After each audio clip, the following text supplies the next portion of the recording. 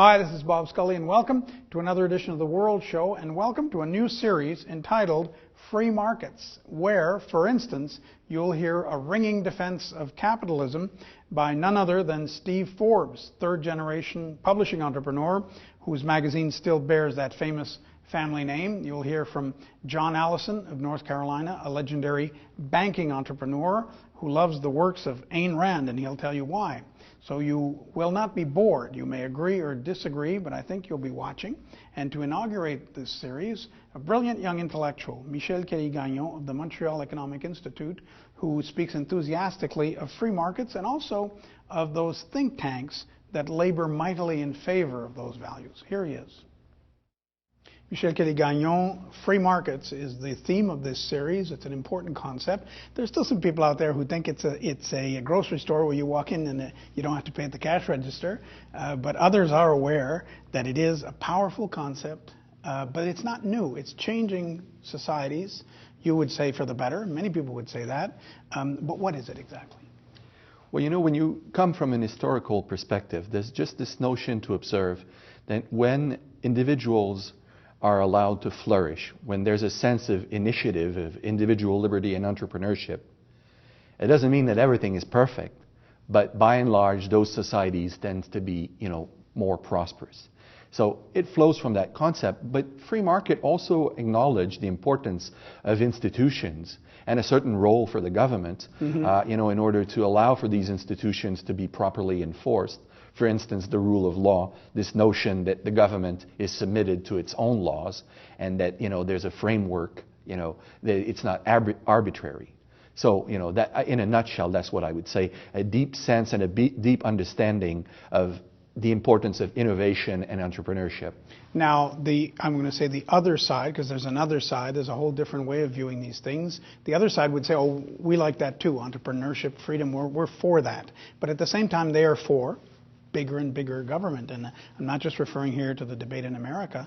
In Europe, in Asia, same thing. There are those who want the so-called nanny state. Why is that bad? Well, first of all Western societies are in what we could call mixed economies, meaning that, there's a heavy role of the government in every society, and there's a heavy role also, a certain role, for the private sector. So it's all a question of equilibrium. What's the right equilibrium? It's not one or the other. But clearly, when we look at the state of current affairs, we have gone too far in the way of government intervention. And when I'm saying that, it's not just a blunt, ideological statement. I mean, it's an observation of, for instance, the American government has to borrow 40 cents for every dollar it spends. Okay, things like that are unsustainable, and we are starting as we speak, today in the markets and so forth. This is what we see. That this capacity of governments to spend ever more and to regulate ever more is coming to a difficulty. And I would say even the current administration in the United States is sort of admitting that in a certain way. And I wonder historically, where it took that tangent and where it went, quote unquote, wrong. Was it the invention, for instance, of the income tax? Because at the beginning of the 20th century, there was no income tax, and government was all over the Western world was 10-15% of the economy. Now it's about 50% of all these economies, including North America. How did that happen? You had an overlap of phenomena. First of all, a strong belief in Keynesian ideas that were and are still the majority view in even the circles of economists and regulators. So that's that's John Maynard Keynes with surplus spending and the demand side and so on. Correct, and so this is very much still a prevailing view. The monetary policies also reflect that, this notion of quote unquote printing money, and the perspective now that even the central banks are buying back the bonds the government are issuing. So you have that on the one hand, and on the other hand you have the whole welfare state apparatus, which I would say had some merits, but clearly went overboard in the sense that there's a dynamic where the thirst for that kind of spending since everybody has the feeling that they get benefit that somebody else is paying for, then the appetite for those benefits is has no limits. And I remember speaking with Steve Forbes on the gold standard, because the way he described it, the discipline that flows from that. This is just one example, but the discipline that flows from it is pretty good. And so I said to him, well, why isn't anybody really implementing? He said, because politicians would have nothing to announce, no new programs. They couldn't spend at will. And so the political class as a whole, one of the problems I think of those who defend free markets is not specific politicians or quote unquote left-wing politicians. It's all politicians. You're absolutely correct, and we've seen that, with patterns of spending in the U.S. Whether they were Republicans or Democrats, it has followed certain patterns, and so you're right.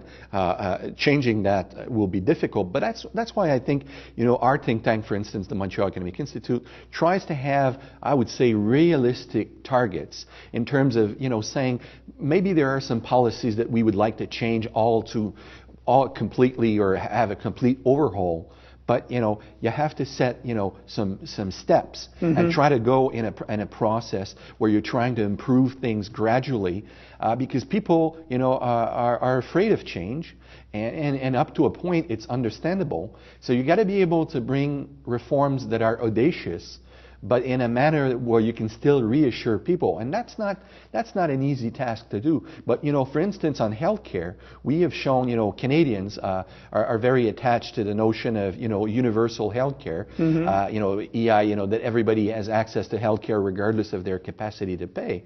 But even if you don't challenge that notion that exists in Canada and that's very strong, we have found ways to bring more market solutions within that system. So I'm in that sense, even though I strongly believe in free market ideas, maybe I'm more of a gradualist in terms of how to go about it. And what do you say, because I know you get this criticism and a lot of free market thinkers get it, to people who say, well, all these things you're proposing sound good, but they're heartless, they're cruel, they're going to make people suffer. What do you answer? Well, when you look at the notion of suffering, I think right now you get the government spending about 50% of total wealth, okay, right? If you take GDP, government spends, give or take, between 45 to 55% of GDP, depending on the country. And you have a whole bunch of people suffering. And some people would say that they're suffering ever more. So, I ask, when enough is enough? And the reality is that, yes, there are certain people who are completely unable to take care of themselves. But many people who feel economic hardship, they feel it because they're in a situation where they can't have access to a good job. And they can't have an access to a good job because the job market and the economy doesn't work well. And it doesn't work well, in our opinion, mainly because of government intervention. And this would be a whole other program, but there's a whole lot of documentation out there that shows a direct link between the intervention of the government in the economy and how we got to here at this point. And there's such a thing as middle class suffering too, if you can't educate your kids and can't put any money aside, can't buy a home and so forth. And that's true of people who do have a job, but as you say, an economy that's not dynamic can't possibly meet their needs. Sure, and I think it's important also not to resort to cliches, whether on the free market side or on the government intervention side. It's always of being pragmatic, looking at the facts, and not getting into a fashion one way or the other. And I find that this sense of intellectual rigor is very important. And when it goes all the way back to think tank that started, say, in 1955, one of the first think tank at the Institute of Economic Affairs, when you look at their material, it's not a series of ideological rants. There are serious people who look at the facts and look at perverse effect, because often you will have a declared intention. Okay, the government will say, we'll do X because we want to achieve A.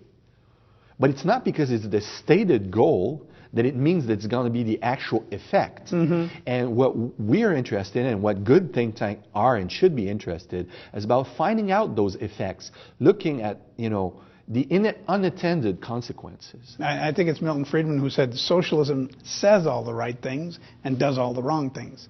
So you're correct, there can be a big disconnect. But it is much easier to defend the quote-unquote, again, I come back to this, the other side, because you seem to be in favor of everybody having everything.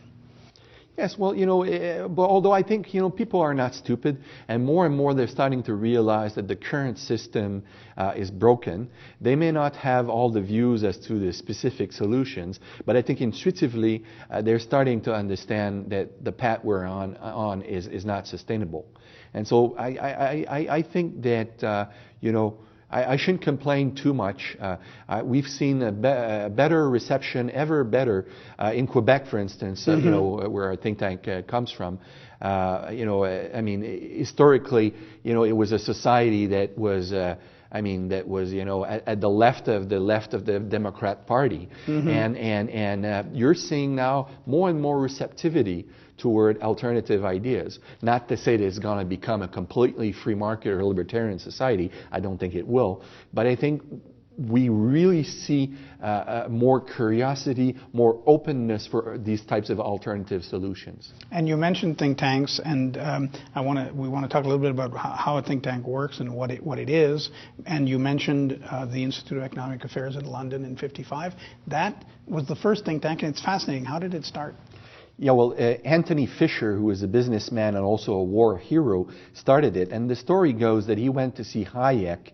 Hayek being the Austrian Hayek, famous, the Road to Serfdom. Yeah, the author of the Road to Serfdom, and 1976 Nobel Prize of Economics,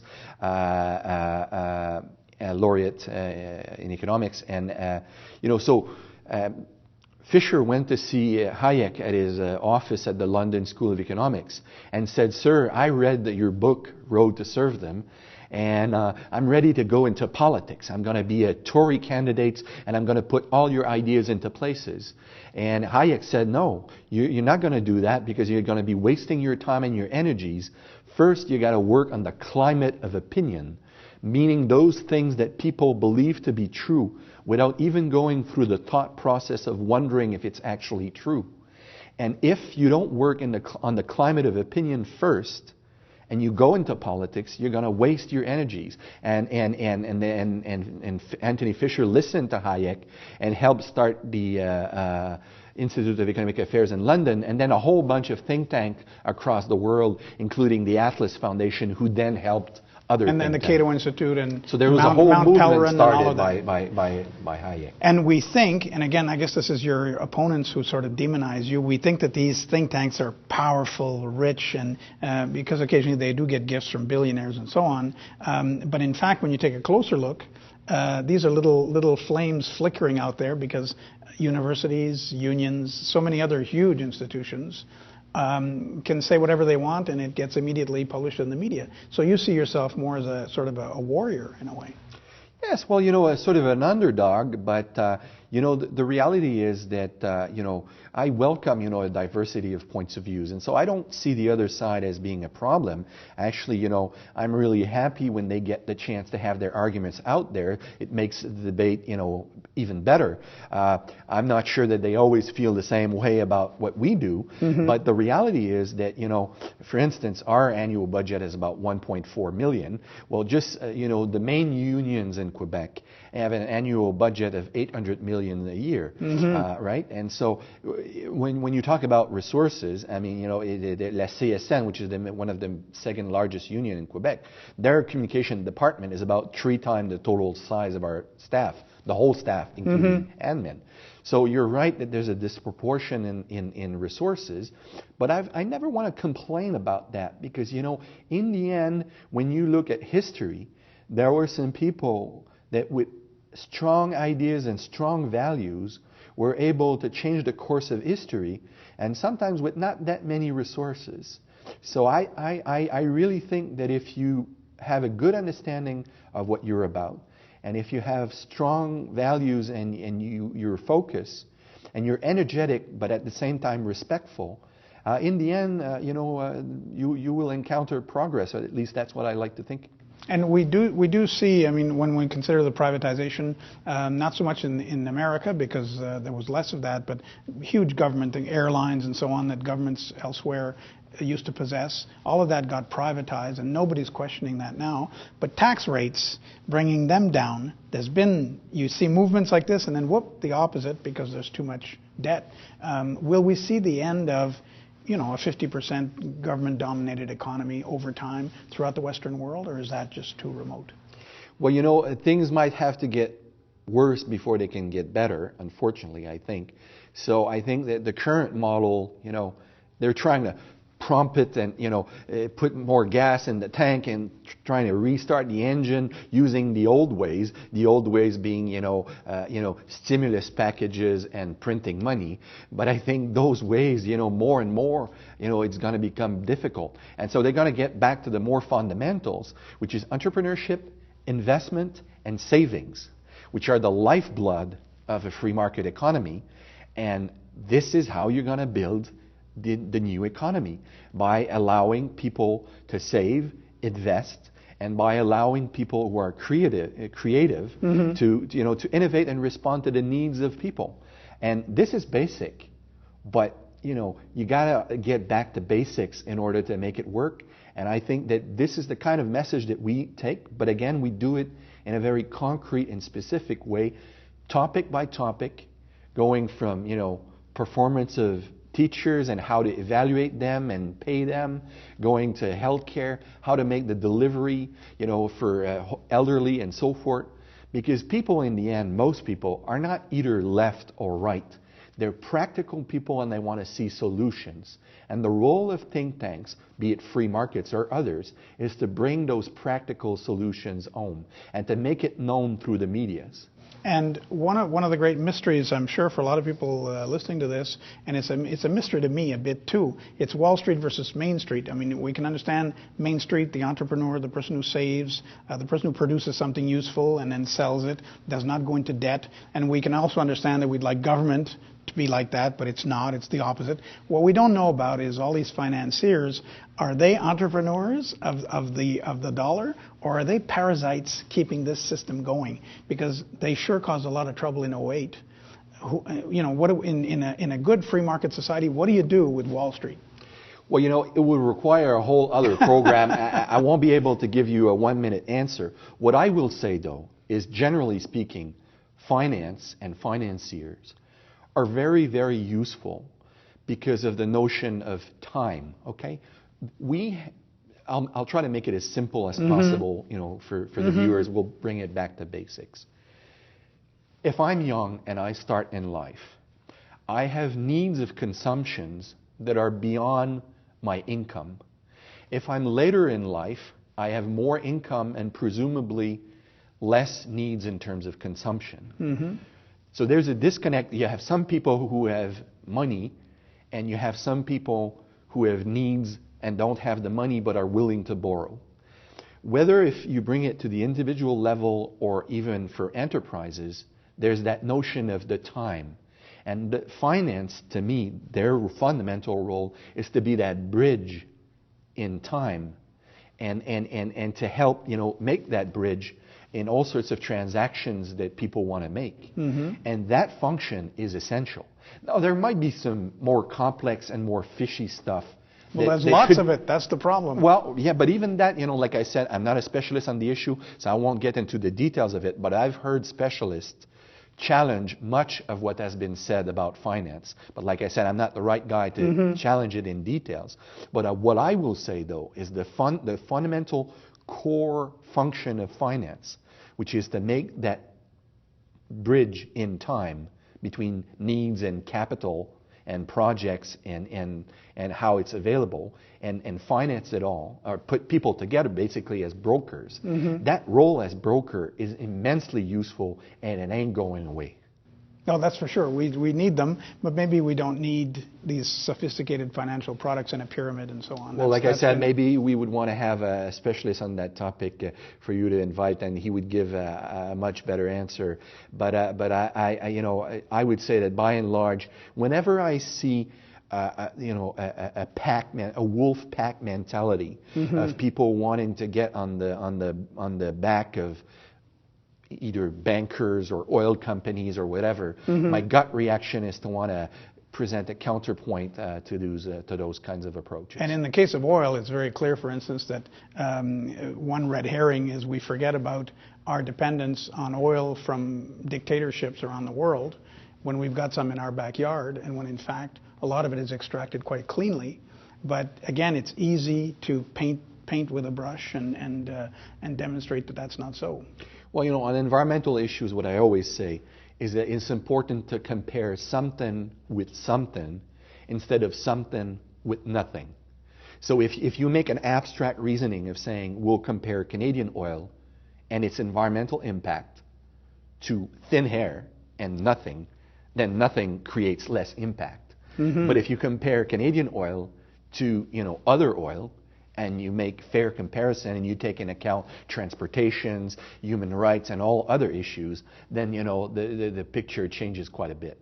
And do you find that you were mentioning the reaction of people has evolved because think tanks like yours are out there working hard? I can recall years ago when people with free market ideas were booed on stage, or people would get up and leave. That is in the past, isn't it? Or am I wrong? Well, I've seen that until about 2007 to 2008, there was a constant progress in the acceptability of free market ideas. 2008 and the crisis that surrounded it was blamed and pinpointed by media and many people as being provoked by free market ideas. Like I told you, I think it's actually the exact opposite, but regardless of that, that was the perception. So I think there was a big setback for those kinds of ideas for like maybe 2 years, but now it's coming back. In the US and in Canada, especially with the sovereign debt crisis and people who see, how government mismanaged the economy and how stimulus plans have not worked despite the squandering of billions and billions of dollars, then, the appetite is coming back. So I think, my point is, contrary, to communist views of history, history is not linear. It goes with bumps. And so I think now it's back on track. The free market ideas are back on track, but it's not to say that in 2012 they won't go back down again. Yeah, and the one dichotomy that is peculiar to America, I find, is sort of the marriage between social conservatism and free market ideas. And I wonder if that one doesn't harm the other. Free market ideas are discussed as such in other countries like Canada and in Europe. And when they suddenly get tangled up with, do you go to church and where do you stand on abortion and so forth, it's a whole different kettle of fish. Free marketers are not necessarily social conservatives. For sure. And, Ron Paul, for instance, is a good example of that, where he's against the war on drug, where he's, stated that it's a misuse of resources and it creates more problem than it solves, and yet, he's also very free market. So you're right. But even, on social conservative, while I'm not a social conservative myself, I would want to say that, I think we have to distinguish between people who are social conservatives and all they want is to be left alone and not have, for instance, their schools be imposed a curriculum that they don't agree, okay? To others who may want to use, let's say, the government, especially the federal government, in order to enforce some of their social mores. And my encounter with the majority of social conservatives in the US is that they're the first kind. They have their views, which are socially conservative, and they want to be able to freely live those lives with their communities and churches. And for me, there's no problem with that. And I think, there's a certain amount of people who, take a certain pleasure on bashing social concern. I'm not saying you're doing that. I'm saying certain people. No, I'm just asking. Sure. But I'm saying certain people, as you're aware, are doing that. Yes. And I think sometimes it's not justified. Many social conservatives, to me, are freedom-loving people who just want to be able to go about their life the way they see it. And I'm curious, too, about, as we're winding up, since we're talking about think tanks, this is the free market series, not the entrepreneur series, but you guys have to be very entrepreneurial. You don't take government funds. You have no university backing you up. You actually have to be out there convincing your donors. It's entrepreneurial, but how hard is it? Sure. Well, I mean, I spend about 30 to 40% of my time in fundraising. I mean, that's just the reality of it. And, even if we do have a couple of very wealthy people who do support us, I mean, their support is to the tune of $25,000 or $50,000 a year. So if you want to make it all to 1.5 million, it means that there's a whole lot of doors that you got to be knocking on in order to renew, your pool of support. So it's constant work, but it's okay. I don't complain about that, because when you think that you're doing a good job, you should be willing to go year after year out there to see if other people feel the same way. And free markets, I suppose, are about loving your work, and obviously you do. Absolutely. And, very optimistic about the future. But then again, I'm the kind of guy that if you would put me before an execution, group. Firing squad. And you would ask me, what's the end of the day going to look like, I would say that it's going to go great. So, but that's okay. I think I'd rather be like that than the other way. And you've dodged a lot of bullets, and you've shot a few of your own. Michel Kelly-Gagnon, good luck to you. Thank you. Michel Kelly-Gagnon of the Montreal Economic Institute was our guest on the inaugural episode of the Free Markets series. And that's our show for this week. I'm Bob Scully. Have a great week. Thanks.